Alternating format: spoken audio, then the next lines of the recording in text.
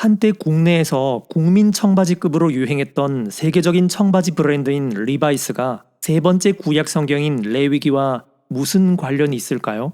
바로 리바이스의 창업자인 독일계 유대인인 리바이 스트라우스의 이름을 잘 보시면 레위 가문의 후손이라는 것을 알 수 있는데요. 만약 리바이 스트라우스가 구약 시대에 태어났다면 아마도 성막의 재질은 청바지 소재로 만들어지지 않았을까라는 즐거운 상상을 해봅니다. 자, 레위 가문이 어떤 가문이었죠? 야곱의 12아들 중에서 셋째였던 레위의 후손들이죠.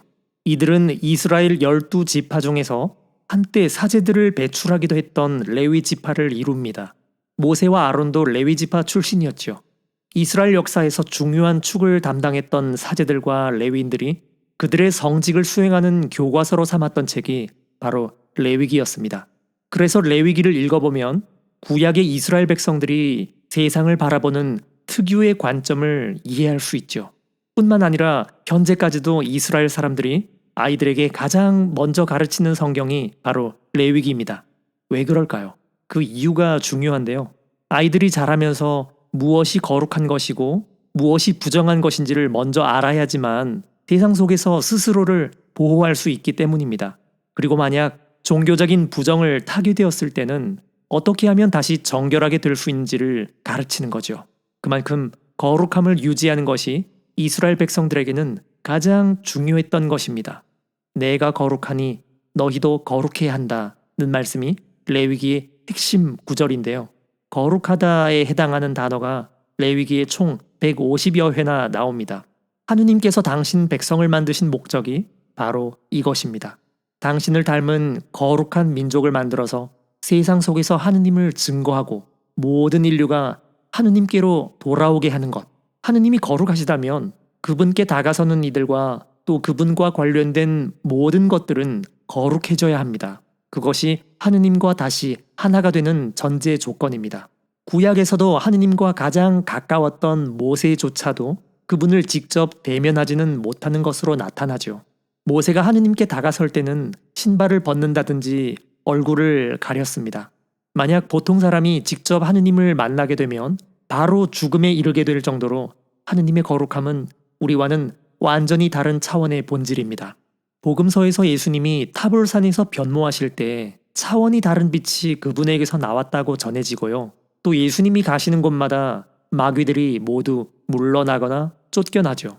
이것들 역시 모두 하느님의 거룩하심을 보여주는 장면들입니다. 같은 의미로 예수님께서 태어나신 곳을 성지라고 부르고 그분을 낳으신 분을 성모라고 부르는 것도 오로지 하느님이 거룩하신 속성 때문입니다. 레위기는 탈출기에서 이루어진 시나이 계약의 핵심 사상들을 더욱 심화시킨 율법서로서 시작부터 그 제작 의도가 잘 드러납니다.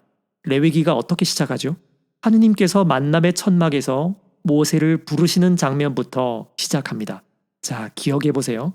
탈출기 마지막 부분에서 이스라엘 백성들은 성막을 완성하고 하느님께 봉헌했지만 정작 모세는 아직 성막에 들어가지 못한 채로 이야기가 끝이 났죠. 하지만 이어지는 책인 레위기에서 하느님께서는 모세를 당신의 거처, 다시 말해 거룩한 장소로 불러들이시며 다시 거룩해질 수 있는 방법인 레위기의 가르침들을 전해주십니다. 이 짧은 연결고리는 무엇을 의미할까요? 창조주와 피조물의 관계를 넘어서서 스스로 하느님의 자리에 오르려고 했던 원죄로 거룩함을 잃어버린 인간의 비참한 처지. 하지만 이어지는 역사와 문명 형성 과정에서 더더욱 하느님에게서 멀어져 버린 인간들입니다. 하느님께서는 단절되고 파괴된 관계를 다시 회복하는 방법을 알려주시기 위해서 이제 레위기를 전해주시는 상황이다 라고 생각하시면 스토리도 없이 법조문만 나오는 이 난해한 레위기를 이해하는데 도움이 될 것입니다.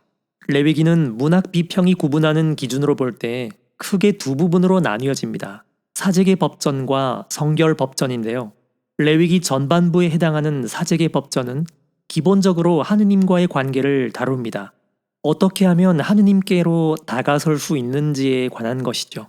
후반부에 해당하는 성결 법전은 하느님과 새롭게 이룬 그 관계를 실생활, 즉 이웃 관계와 공적인 예배 안에서 어떻게 구현해 나갈 것인지를 다룹니다.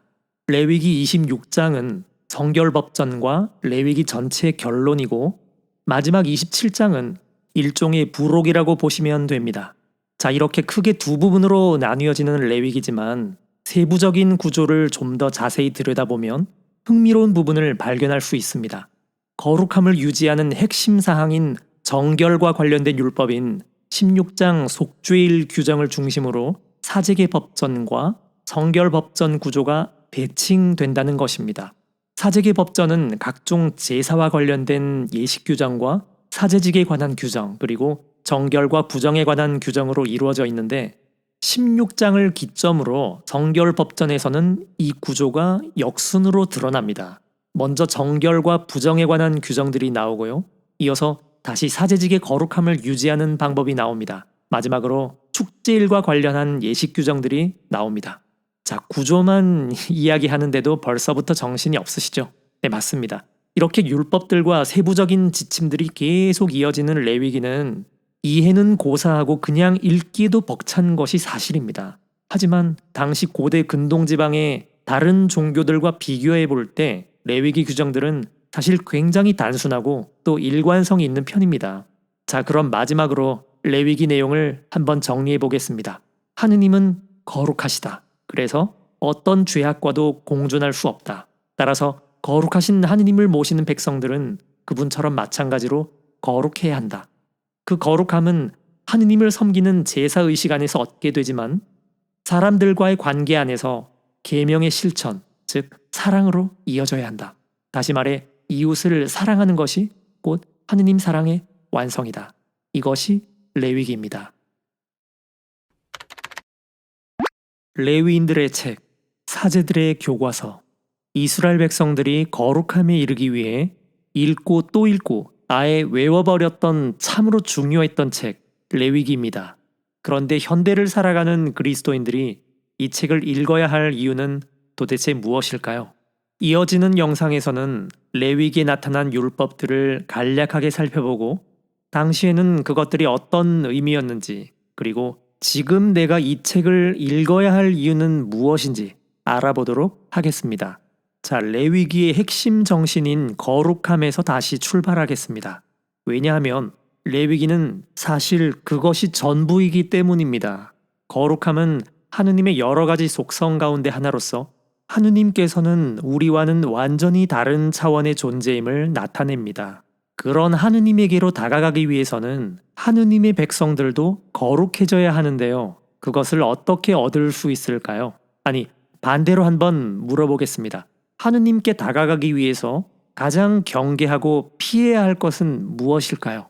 바로 거룩함의 반대 개념인 속됨입니다. 거룩함을 얻기 위한 조건이 정결한 상태를 유지하는 것인데 그러기 위해서는 무엇보다 부정한 것에서 자신을 분리시켜야 합니다.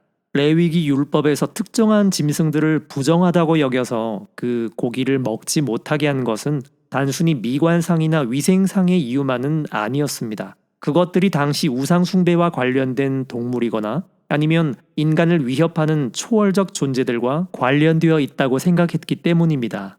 뿐만 아니라 생리학적인 지식이 부족했던 고대 이스라엘 사람들은 자신의 의지와 상관없이 사람 몸에서 나오는 각종 분비물도 그런 것으로 생각해서 사람이 이것들과 접촉했을 때 부정해진다고 믿었습니다. 그리고 죽음과 관련된 것들과 접촉해도 부정하게 된다고 생각했습니다. 예를 들어 사람이나 짐승의 사체, 무덤 등이 있습니다. 왜냐하면 죽음은 생명 자체이신 하느님과 직접적으로 반대되기 때문입니다. 같은 이유로 생명은 존귀합니다. 이스라엘 백성들은 피 속에 생명이 담겨 있다고 생각해서 생피를 마시거나 아직 피가 담겨 있는 목 졸라 죽인 짐승의 고기를 먹지 못했습니다. 자, 그럼 구체적인 레위기 내용 한번 살펴보실까요? 1장부터 7장까지는 각종 제물과 관련된 예식 규정들이 나옵니다. 레위기 1장에 제일 먼저 나오는 번제물은 가장 흔하고 일반적인 제사로서 동물의 가죽을 벗긴 다음 제단 위에서 태워 바쳤습니다. 당시 사람들은 제물을 태울 때 나는 연기는 제물의 영혼이라고 생각했고 그 냄새 속에는 하느님께서 받으실 기도 지향이 담겨 있다고 믿었습니다. 이것은 유목민들의 문화에서 유래된 관념들입니다. 그리고 히브리 전통에서 코는 분노와 연관된 부위입니다. 다시 말해 제물의 향기로서 하느님의 분노를 풀어드린다고 생각한 것이죠. 그럼 어떤 동물들을 주로 바쳤느냐? 죄의 경중 혹은 사회적인 지위나 경제적인 수준에 따라서 제물의 종류가 달라졌는데요. 최고 등급의 제물은 숫소였습니다. 소는 예나 지금이나 농부들에게는 가장 큰 재산이자 가족과도 같은 귀중한 동물이죠. 그런 사랑스러운 동물을 자기가 지은 죄 때문에 자기 손으로 잡아서 바쳐야 하니 어떤 마음이 들었을까요? 경제적인 손실도 그렇지만 피눈물이 나는 것이죠. 다시는 죄 짓고 싶은 마음이 들지 않았을 겁니다. 그러니까 그걸 보면서 다시는 죄 짓지 말라는 거죠. 그러면 가난한 사람들은 어땠을까요? 약자들에 대한 배려로 가난한 사람들은 주로 양이나 염소, 그것도 여의치 않으면 비둘기를 바치게 했습니다. 여기서 중요한 포인트는 가난하다고 해서 그냥 죄를 용서받는 것이 아니라 자신이 할 수 있는 선까지 정성을 다하라는 것이죠. 가난 때문에 죄를 용서받지 못하는 일이 없도록 하시는 하느님의 배려입니다. 참고로 성요셉과 성모님은 아기 예수님을 성전에 봉헌하셨을 때 비둘기 한 쌍을 제물로 봉헌하셨죠. 번제물은 제물을 남김없이 태워 바쳤고 이것은 완전한 봉헌을 뜻하기 때문에 하느님께서 가장 좋아하실 제사라고 당시 사람들은 생각했습니다. 다음은 곡식 제물입니다. 번제물이 생명을 바치는 제물이라면 곡식 제물은 삶을 봉헌하는 제물이었습니다. 번제물과 마찬가지로 곡식 제물 역시 태워 바치지만 차이점이라면 제물을 다 태우지는 않고 일부만 태웠다는 것이고 나머지는 제사를 지내는 사제의 몫으로 돌아갔습니다. 여기서 주목할 만한 점은 곡식 제물은 사람이 농사를 지은 곡류에만 한정되어 있다는 것입니다. 곡물은 값이 싸고 쉽게 얻을 수 있어서 특히 가난한 서민들이 애용하던 제물이었습니다. 비록 가난해서 동물을 바치지는 못하더라도 자신이 정직하게 땀 흘려 얻은 삶의 결과물을 하느님께 봉헌했던 것이죠. 이어서 3장에 나오는 친교 제물은 기본적으로 감사제입니다. 그러니까 하느님께 감사할 일이 생겼을 때 그래서 사람들과 함께 기쁨을 나누는 식사를 하기 위해서 주로 바쳤는데요. 친교 제물의 핵심은 두 가지입니다. 하느님께 바쳐지는 몫으로서 생명의 핵심인 피와 활력과 힘을 상징하는 굿기름입니다. 나머지 고기 부위는 사제들과 제물을 바친 가족들의 몫이었습니다. 근데 피는 그렇다 치더라도 기름은 왜 하느님의 몫이었을까요? 성경은 내장 지방 부위들을 굿기름이라고 기록하곤 하는데요. 콩팥 같은 내장 부위는 당시로서는 생명을 재생산하는 영역이라고 생각했습니다. 그래서 그것들을 통칭하는 굿기름은 하느님의 몫이었던 겁니다. 특히 이 친교 제물의 감사제로서의 성격은 나중에 가톨릭 교회의 미사 예식으로 이어집니다. 구약의 희생 제물이 남김없이 바쳐짐으로써 친교를 이루듯이 예수님 역시 십자가 희생 제사와 그 제현인 미사 안에서 자신의 모든 것을 기꺼이 다 내어주심으로써 하느님과 인간 그리고 인간들 사이에 친교를 이루시기 때문입니다. 다음은 속죄 제물과 보상 제물인데요. 이 두 가지는 서로 비슷해서 사실 구분하기가 쉽지 않습니다. 굳이 구분하자면 속죄 제물은 하느님께 용서받기 위한 것이고 보상 제물은 그와 비슷하지만 말 그대로 죄에 대한 보상의 의미가 더욱 담겨져 있습니다. 우선 속죄 제물의 특징 가운데 하나는 실수로 부정하게 된 사람을 다시 공동체의 일원으로 받아들이기 위해서 행해졌다는 점인데요. 따라서 속죄 제물은 공동체 전체가 참여하는 축제 때 행해졌습니다. 속죄 제물의 또 다른 특징이라면 대사제의 죄와 공동체 죄를 별도의 죄로 구분한다는 것입니다. 똑같은 죄라도 대사제가 지으면 그 직무의 대표성으로 인해서 공동체 모두에게 더 큰 해악을 끼칩니다. 같은 논리로 공동체의 죄 역시 단순히 산술적으로 합쳐진 형태의 죄를 넘어서서 보다 구조적이고 조직적으로 자리 잡은 공동체의 죄입니다. 당연히 해당 구성원 모두에게 큰 해악을 끼칩니다. 그래서 그 죄를 공동체 밖으로 끄집어낸다는 의미로 번제 제물과는 다르게 만남의 뜰 밖에서 제물을 태웠습니다. 마지막으로 보상 제물입니다. 특히 직접적으로 하느님을 거스르는 죄를 지었을 때 보상 제물을 바쳐야 합니다. 보상 제물은 다른 제사와는 달리 제물의 선택의 여지가 없습니다. 무조건 순양을 바쳐야 했습니다. 왜 그럴까요? 참고로 순양은 숫소 다음 등급의 동물로서 그만큼 죄가 엄중하다는 것을 뜻합니다. 하지만 사회적인 영역에서 타인에게 손해를 끼쳤을 때는 이 제사와는 별도로 이웃에게 먼저 배상해야 합니다. 왜냐하면 이 참회란 것은 내면과 외면이 모두 합당한 자세를 갖출 때 진정성을 가지기 때문입니다. 그래서 구약의 수많은 예언자들이 외적인 형식에만 신경 쓴 예배를 헛되다고 비판했고, 정치 경제뿐만 아니라 사회적인 모든 이웃 관계를 이루는 영역들이 정의로워야 한다고 강조했습니다. 이상 5가지 제물 예식 규정들을 종합해보면 곡식제랑 친교제는 하느님께 드리는 감사의 제사였고, 번제나 속죄제 그리고 보상제는 하느님께 용서를 청하는 제사였습니다. 5가지 제물 모두 하느님과의 관계를 다시 올바르게 이루어주는 방법이었고, 그것은 구체적인 전례 행위 안에서 체험될 수 있었습니다. 레위기 첫 번째 주제인 제물 규정이 끝나면 다음 이어지는 자연스러운 질문은 그 예식들을 누가 주례할 것인가의 문제겠죠. 바로 사제들입니다. 이번 영상에서는 사제직과 정결법 그리고 레위기 핵심인 속죄일 규정까지 살펴보도록 하겠습니다. 먼저 사제직에 관한 규정입니다.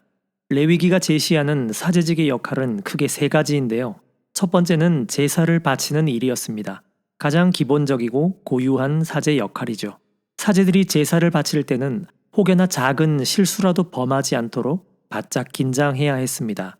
왜냐고요? 거룩한 물건들을 함부로 대하다가 죽게 되었던 아론의 2 아들 이야기로 답을 대신하겠습니다. 그런 연장선에서 성물을 집행하는 중에는 음주를 금지하는 규정도 나옵니다. 이런 이야기들은 모두 거룩함을 대하는 우리의 마음가짐을 뒤돌아보게 만들지요.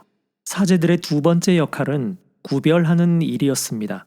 무엇이 거룩하고 속된 것인지, 무엇이 정결하고 부정한지 식별하는 임무 역시 사제들이 수행했습니다. 이것은 하느님과 인간을 이어주는 중개자로서의 역할을 보여주기도 하는데요. 왜냐하면 구별하는 일은 단순히 구별하는 것으로 끝나지 않고 세속적인 것을 거룩하게 하고 정결하지 못한 것을 정결하게 하는 일종의 필터 역할을 수행했기 때문입니다.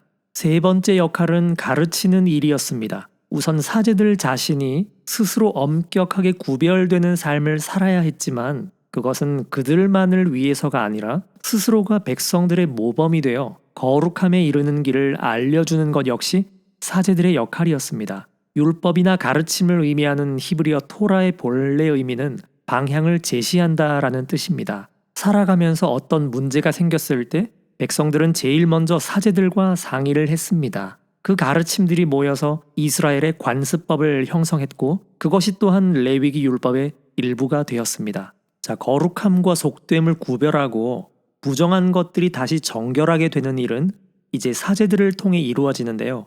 그럼 구체적인 구별 목록들이 있느냐? 그것이 바로 정결법 규정입니다. 그 중에서도 가장 피부로 와닿고 절실한 문제는 삼시세끼, 아무래도 생존과 관련한 음식 규정이겠죠. 부정한 것을 잘못 먹으면 곧바로 거룩함을 잃어버려서 더 이상 하느님과 함께할 수 없게 되니까요. 어떤 것들을 먹을 수 있는지, 어떤 것들을 피해야 하는지 정결법은 생물의 서식지를 기준으로 구분합니다. 예를 들어 서식 환경이 뒤섞인 양서류처럼 소위 구분이 안 되는 모호한 종류들은 부정합니다. 뿐만 아니라 여기저기 장소 구분 없이 돌아다니는 설치류 역시 부정함을 전염시킬 수 있다는 이유로 부정합니다. 거룩하면 거룩하고 속되면 속된 것이지 그 중간은 없다는 것이죠. 하느님과 세상의 양다리를 걸치는 듯한 이 모호함은 반쯤 거룩한 것이 아니라 아예 속된 것으로 분류됩니다.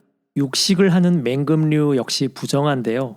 왜냐하면 고기를 먹는 것은 사람에게만 허락된 것이라 생각했기 때문입니다.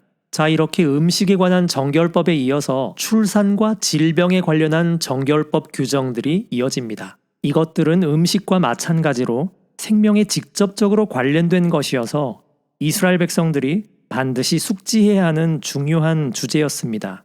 자, 이제 레위기 사제기 법전의 마지막이자 레위기 율법의 핵심인 속죄일 규정입니다. 속죄일은 히브리어로 욤 키푸르라고 하는데요. 구약시대 성금요일이라고 불리는 날입니다. 자, 여기서 질문 한 가지 드리겠습니다. 속죄 제물은 언제 바쳐졌을까요? 1년에 한 번 돌아오는 속죄일에만 바쳤을까요? 아닙니다.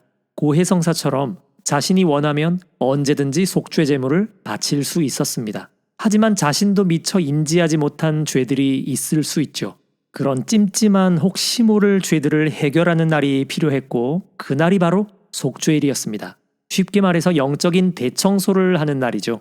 이스라엘의 설날에 해당하는 음력 7월 1일부터 속죄일인 7월 10일까지 열흘 동안 이스라엘 백성들은 새로운 한 해를 시작하면서 혹시 자신이 미처 깨닫지 못한 죄는 없는지 뒤돌아보며 반성하고 통회하는 시간을 가집니다.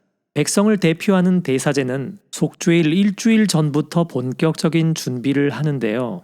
당일 아침에는 목욕 제기를 하고 아마포로 된 옷을 입습니다. 참고로 아마포로 짜여진 옷은 고대 이집트에서 사제 계급이나 귀족 계급들이 입던 옷이었고 특히 신약 시대에는 시신을 쌀 때 사용하기도 했던 옷감입니다. 대사제가 만남의 천막에 도착을 하면 먼저 자신과 자신의 집안, 그러니까 사제들을 위한 속죄의식으로 황소를 제물로 잡습니다. 황소의 피를 속죄판에 뿌리기 전에 먼저 성소 전체에 향을 가득히 피우는데요. 이것은 대사제가 혹여나 지성소에 계신 주님을 직접 대면하는 일이 없도록 하기 위한 조치였습니다. 그리고 황소의 피를 속죄판 위에 여러 번 뿌립니다. 그렇게 아직 속죄제가 완결되지 않은 상황에서 대사제는 밖으로 나갑니다. 그리고 미리 준비된 2마리의 순염소를 두고 제비를 뽑습니다. 그 중에서 하느님 편에 떨어지는 염소를 잡아서 다시 성전 안으로 들어와서 같은 방식으로 염소의 피를 뿌립니다. 이것은 공동체 전체 속죄를 위한 것이죠. 이 모든 과정을 총 3번 반복하는데요. 왜 3번씩이나 반복했을까요? 첫 번째는 성소의 정화를 위해서였습니다. 속죄일에는 지성소 휘장이 거치기 때문에 지성소와 성소 구분 없이 그냥 성소라고 기록된 것으로 보입니다. 두 번째는 만남의 천막 전체 정화를 위해서 행해졌고 세 번째는 성소 안에 있던 분향 제단의 정화를 위해서였습니다. 다시 말해 공동체 죄로 인해 혹시 오염됐을지도 모를 하느님의 거처를 구석구석 빈틈없이 모두 정결하게 만든다는 뜻이었습니다. 자, 이제 속죄일 예식의 마지막입니다. 총 3번 반복되는 속죄식을 마치고 대사제는 밖으로 나옵니다. 앞서서 제비를 뽑은 2마리 염소 가운데 아자젤 편에 떨어졌던 다른 염소가 대사제 앞에 세워집니다. 특이하게도 이 염소는 희생되지 않으면서도 속죄 역할을 수행하는데요. 그러니까 속죄 제물에 쓰이는 동물은 황소 1마리와 염소 2마리 총 3마리였습니다. 유다교 전승에 따르면 아자젤은 타락한 천사로서 광야를 돌아다니는 귀신으로 알려져 있는데요. 백성의 모든 죄를 전가시킨다는 뜻으로 대사제는 염소의 머리 위에 2 손으로 안수를 합니다. 아자젤의 염소는 광야를 정처 없이 떠돌아다니다가 죽음을 맞이하고 그렇게 자신의 임무가 끝이 납니다. 온 백성의 죄를 뒤집어쓰고 혼자 죽는 것이죠. 그리고 마지막으로 속죄 제물로 사용된 황소와 염소 고기들을 만남의 천막 밖에서 태웁니다. 이미 죄로 오염되었기 때문이죠. 이것이 속죄일에 바쳤던 예식입니다. 자, 이 모든 과정을 거쳐서 이스라엘 백성들과 성막이 원래 정결함을 회복하고 나면 성막은 다시 하느님께서 머무시는 거룩한 장소로서의 기능이 유지됩니다. 결론적으로 속죄일 규정은 하느님께서 계속 백성들과 함께 머무실 수 있도록 정기적으로 정결함을 회복하고 거룩함을 유지하는 시스템이었습니다. 그렇다면 이렇게 정리해 볼 수 있지 않을까요? 창세기는 구원을 약속했고 탈출기는 그 구원을 실현했고 레위기는 그 구원을 유지한다고 말이죠.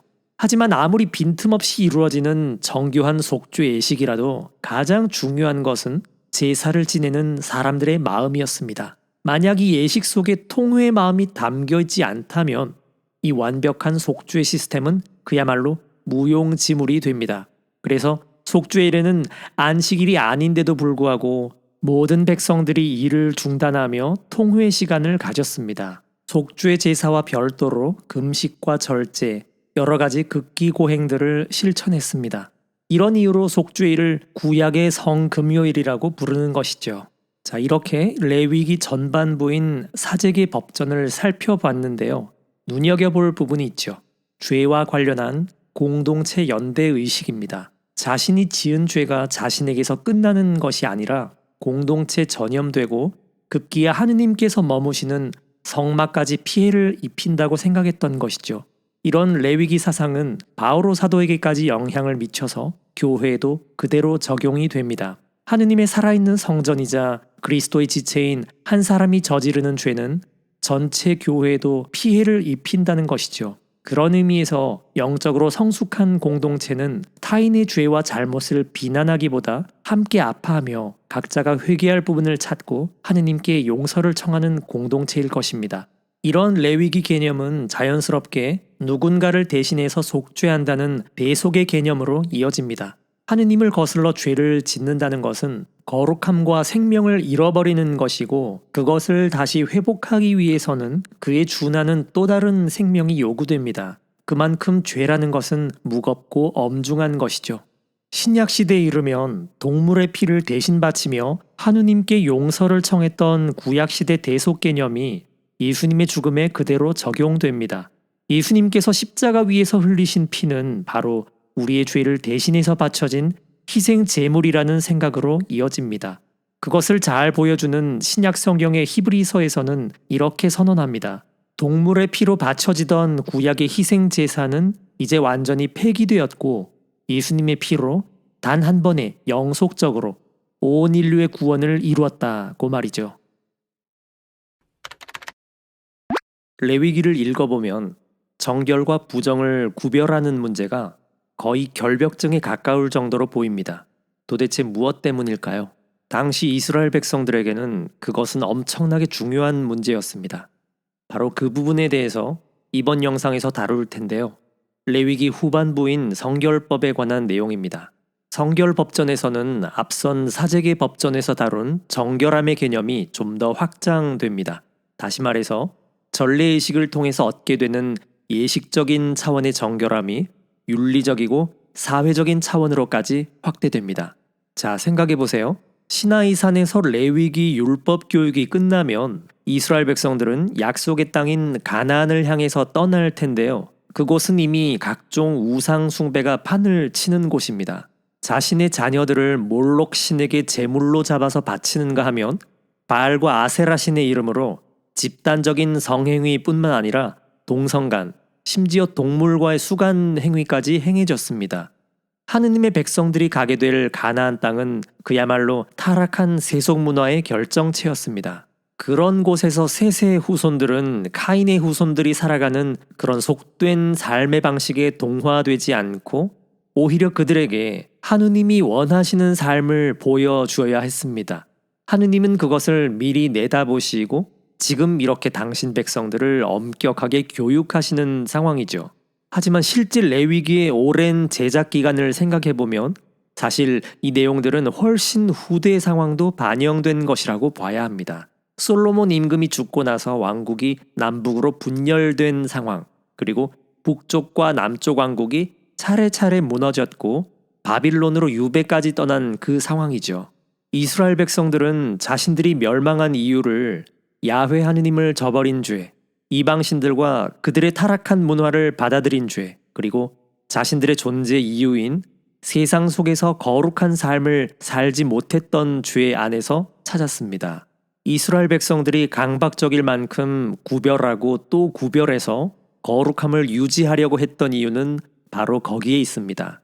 결국 레위기는 자신들의 부끄러웠던 과거에 대한 처절한 반성이었습니다. 너희는 제발 우리 같은 이런 전철을 밟지 말라는 조상들이 후대에 남기는 유언이었습니다. 그리고 종교적인 삶이라는 것은 특정한 시간대, 특정한 장소에서만 이루어지는 것이 아니라 삶의 모든 시간과 영역들 안에서 이루어지는 것이기에 하느님만을 찾고 선택하라는 절박한 호소의 메시지였습니다. 예를 들어 레위기 19장에 나오는 정결법의 내용들은 전반적으로 인권을 보호하기 위한 율법들로서 다양한 부류의 사회적 약자들을 보호하기 위한 조치인데요. 어떤 학자들은 이 부분은 탈출기 10계명에 대한 주석, 그러니까 10계명을 구체적인 사례를 들어 풀이해 놓은 것이라는 연구 결과를 내놓기도 합니다. 그 중에서 하나만 살펴볼까요? 앞서서 사재기 법전에서 다루었던 친교 제물을 여기서 다시 한번 언급을 하는데요. 특이한 점은 친교 제물 고기를 나눠 먹는 기한을 여기서는 아예 못을 박아버립니다. 함께 나눠 먹도록 되어 있는 고기를 아껴두다가 상하게 되어서 아무도 못 먹는 일이 없도록 하라는 것이죠. 결국 공동체에 해를 끼치는 개인의 탐욕을 경고하는 대목입니다. 나중에 예수님께서는 여기서 한 발 더 나아가십니다. 사람 밖에서 몸 안으로 들어가 그를 더럽힐 수 있는 것은 하나도 없다. 오히려 사람에게서 나오는 것이 그를 더럽힌다. 정결에 대한 완전히 새로운 기준을 보여주는 이 말씀의 뜻은 하느님께서 창조하신 것은 그것이 음식이든 우리의 몸이든 자연이든 있는 그대로의 상태는 좋은 것이고 깨끗하다는 것이죠. 단지 그것을 나쁘게 쓰는 것은 우리들이며 내면의 이기심과 탐욕에서 나오는 과용과 남용으로 인해서 결국에는 인간 스스로가 부정해진다는 말씀입니다. 이어서 레위기 후반부인 성결법전의 마지막 축일 규정들입니다. 먼저 구약시대 3대 축제였던 파스카, 주간절, 초막절이 소개되는데요. 이 예식들은 본래는 각 가정에서 지냈지만 점차적으로 성전에서 하는 예식으로 바뀌면서 예루살렘을 순례하는 축제로 바뀌게 됩니다. 그 중에서도 가장 크고 중요한 축제는 출애굽을 기념하는 파스카 축제였습니다. 파스카 축제는 과월절과 무교절이라는 두 가지 절기가 합쳐진 형태 축제였는데요. 먼저 과월절에 대해서 알아보겠습니다. 죽음에서 생명으로 지나가다라는 뜻의 파스카를 한자로 번역해서 과월절이라고 부릅니다. 같은 뜻이지만 개신교에서는 주로 유월절이라고 번역하는데요. 이 과월절은 원래 반유목민들의 봄 축제였습니다. 따뜻한 봄이 오면 목초지를 따라서 이동하기 전에 가축의 만물을 바치는 데서 유래합니다. 하지만 이집트를 탈출한 이후부터는 어린 양을 잡아 바쳤던 출애굽을 기념하는 축제로 의미가 바뀌게 됩니다. 두 번째로 과월절 이후에 이어진 무교절 축제입니다. 누룩, 즉 효모가 없다는 뜻의 무교절은 본래 가나안에 살던 농경민들의 봄 축제였습니다. 새로운 시작을 기원하면서 보리 수확을 시작할 때 진한 누룩들을 버리고 누룩 없는 햇곡식으로 만든 빵을 먹습니다. 하루만 보내는 과월절과는 달리 무교절은 과월절 다음 날부터 일주일간을 지내는데요. 과월절처럼 무교절도 출애굽 이후부터는 신앙적인 해석이 가미됩니다. 다시 말해서 과거의 누룩인 죄스런 노예 생활을 버리고 하느님의 백성으로서 새로운 삶을 살아간다는 뜻으로 거행하게 된 것이죠. 하지만 누룩 없는 무교절 빵을 만들기 위해서는 사실상 과월절 전부터 준비해야 했기 때문에 나중에 가나안 정착 이후부터는 과월절과 함께 패키지로 묶인 하나의 축제가 됩니다. 다음은 파스카 축제에 이어서 두 번째로 큰 순례 축제였던 주간절입니다.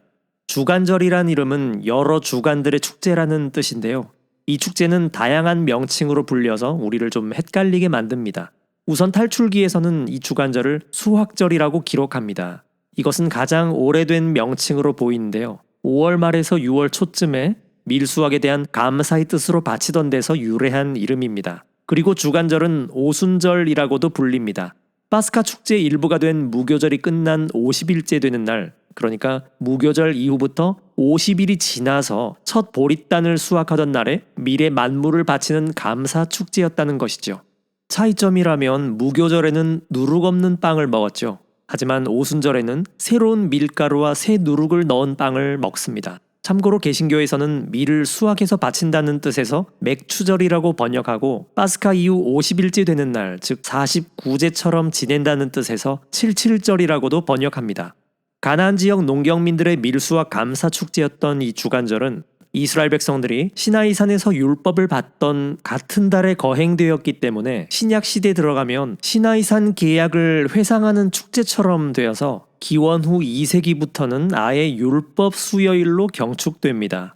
하지만 이 주간절이 그리스도인들에게 특별한 날인 이유는 사실 다른 데 있습니다. 파스카 축제가 끝난 뒤에 50일째 되던 오순절에 성령께서 제자들에게 내렸고 비로소 교회가 탄생하게 되었기 때문입니다. 그래서 그리스도인들에게 이날은 성령 강림절이 되었습니다. 정리해보면 밀수학에 대한 감사라는 본래 수학절의 의미는 성령 강림 후에 3,000명이 넘게 세례를 받은 초대교회 복음적인 추수를 미리 보여주는 예표였다고 보면 되겠죠. 다음은 이스라엘 3대 순례 축제 가운데 마지막인 초막절입니다. 본래 이날은 추수감사절이었습니다. 1년 농사를 마치며 밀뿐만 아니라 한 해 동안 거둬들인 모든 수확물에 대해서 감사를 드리던 가나안 농경 축제였습니다. 근데 그게 초막이랑 무슨 상관인가 하시겠죠? 쉽게 말해서 추수한 곡식들을 감시하기 위해서는 원두막 같은 용도의 초막이 필요했겠죠? 그래서 추수감사제를 초막절이라고 불렀습니다. 하지만 이 축제 역시 출애굽 이후부터는 이집트 탈출 이후에 광야에서 지냈던 초막 생활을 기억하는 신앙적인 의미가 덧붙여진 것입니다. 다시 말해서 이스라엘 3대 축일은 본래 축제의 의미에 더해서 이집트 탈출과 관련된 신앙적인 의미가 가미되었다고 보시면 되겠죠. 그 밖에도 레위기에는 다른 축제일 규정도 있었는데요. 7월 초하루날, 그러니까 이스라엘의 구정 설날이죠. 음력 7월 1일이었습니다. 그리고 정확히 열흘 뒤인 음력 7월 10일이 속죄일이었습니다. 마지막으로 이스라엘의 성년법 규정들입니다. 가장 먼저 안식년이 나오죠. 안식년은 6년간 같은 땅에 농사를 지었다면 7년째 되는 해에는 그 땅에서 농사를 짓지 않도록 하는 규정입니다. 왜 그랬을까요? 안식년은 근본적으로는 안식일 정신과 관련이 있습니다. 사람도 일주일에 한 번은 하느님 안에서 쉬면서 자신의 생명을 돌보듯이 땅도 마찬가지로 7년에 한 번은 쉬게 함으로써 계속해서 생명을 키워낼 수 있는 충전의 시간을 주었던 것이죠. 만약 하나라도 더 가지려고 탐욕을 부려서 쉼없이 농사를 지으면 그 땅은 머지않아 생명력을 잃어버리게 될 것이고 그것은 결국 사람의 생명에게도 악영향을 주게 됩니다. 안식년에 이어서 희년법이 나옵니다. 7년에 한 번 돌아오는 안식년을 7번 지난 뒤에 맞이하는 50년째 되는 해에는 희년법을 지켜야 했습니다. 이때 집안의 모든 노예들을 해방시켜야 했고 땅과 관련된 빈문서는 모두 폐기하고 원래 땅 주인에게 되돌려 주어야만 했습니다. 왜 이런 법이 있었을까요? 이것은 인간의 존엄성을 지키기 위한 법이었습니다. 이스라엘 민족들이 농경사회에 접어들게 되고 사회계급들이 점점 고착화되면서 경제적인 불균형이 발생했습니다. 최소한의 생산수단마저 빼앗겨서 더 이상 존엄한 인간으로서 살 수 없게 된 사람들, 삶의 기반이 모두 무너진 이들에게 다시 일어설 수 있도록 새로운 기회를 주기 위한 법이 바로 희년법이었습니다. 안식년과 희년법의 근간을 이루는 사상은 생명 존중입니다. 사람은 서로가 평등한 존재이므로 영속적인 노예 굴레를 씌울 수 없다는 것입니다. 그리고 사람에게 생명을 가져다주는 땅은 하느님의 것이므로 그 누구도 영원히 소유할 수 없다는 것이죠. 누군가가 생산물을 보다 많이 차지할 수는 있어도 공공재로서의 생산수단은 그 누구도 독점할 수 없다는 것입니다. 그것은 타인의 생명권을 침범하는 것이고 결국 하느님의 영역을 침범하는 것입니다. 예언서에 나오는 대부분의 예언자들은 바로 이 레위기 정신에 입각해서 가난한 자들을 억압하던 당시 사회를 비판했고 사회 권력을 차지하고 생산 수단마저 독점했던 당시 대지주와 자본가들은 자신들의 양심을 끊임없이 불편하게 만들던 예언자들을 사회 질서를 흐린다는 핑계로 박해했던 것입니다.